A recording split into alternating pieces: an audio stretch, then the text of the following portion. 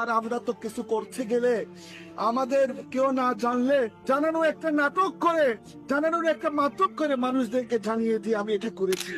আর ওই করারটা আল্লাহর দরবার মধ্যে কবুল হয় না। মসজিদের মধ্যে করলে মসজিদের সাথে নিজে থেকে যাই, এগুলো উপরে যাই না, আল্লাহ কবুল করে না, এগুলো কোনো কাজ হয় না। ইমাম জয়নুল আবেদিন, ইমাম হুসাইনের ছেলে, ওনার হায়াত রেখেছেন আল্লাহ। উনি যখন মদিনা শরীফের মধ্যে আসলেন, সব মদিনাবাসী ওনাকে সম্মান করতেন। ওই রকম একজন সম্মানী মানুষ, এক কথাই বলতে গেলে রাষ্ট্রপতি থেকে ওনার সম্মান বেশি ছিল সময়ের মধ্যে। ওনাকে কষ্ট করতে হতো না, ওনার যে টাকা ইনকাম করা দরকার উনি ওনার মতো করে ফেলতেন। এটা কিতাবের মধ্যে আসছেন। ইমাম জয়নুল আবেদিন রাত যখন গভীর হতো, কবরের কথা চিন্তা করে, আল্লাহর কথা চিন্তা করে মানুষ যখন ঘুমিয়ে পড়তো, কেউ দেখতো না, উনি বাসা থেকে বের হয়ে আটার বস্তাগুলা নিয়ে, আটার রুটির বস্তাগুলো নিয়ে উনি বাড়ি বাড়ি দিয়ে আসতো। উচ্চ আওয়াজে বলুন না সুবহানাল্লাহ। এক পর্যায়ের মধ্যে হুজুর সাইয়েদিনা ইমাম জয়নুল আবেদিন দুনিয়া থেকে বিদায় নিলেন। দেখা যাচ্ছেন এর পরের দিন প্রায় 100 পরিবার না খেয়ে রয়েছেন।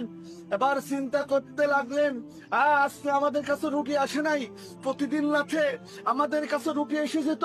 এর দ্বিতীয় দিন গেল, দেখতেছেন রুটি আসতেছে না। তৃতীয় দিন গেলেন, দেখা যাচ্ছে রুটি আসতেছে না। সবাই গেলেন ইমাম জয়নুল আবেদিন হুজুরকে, যারা কুশল দিয়েছেন তাদের কাছে গিয়ে জিজ্ঞেস করা হলো, আপনি যে ইমাম জয়নুল আবেদিন আমাদের কলিজার টুকরা, উনাকে যে কুশল দিয়েছেন, ওই সময়ে তার শরীরে কোনো কিছু দেখা গিয়েছেন কিনা? ওনারা বলতেছেন ওই সময়ের মধ্যে আমরা দেখেছি ইমাম জয়নুল আবেদিনের কাঁধের মধ্যে এমন দাগ হয়ে গেল, যেই দাগ আমাদেরকে শিক্ষা দিচ্ছে প্রতি রাতের মধ্যে 100 মানুষের খাবার নিজ কাঁধের মধ্যে করে নিয়ে ঘরে ঘরে পৌঁছিয়ে দিত। উচ্চ আওয়াজে বলুন না সুবহানাল্লাহ।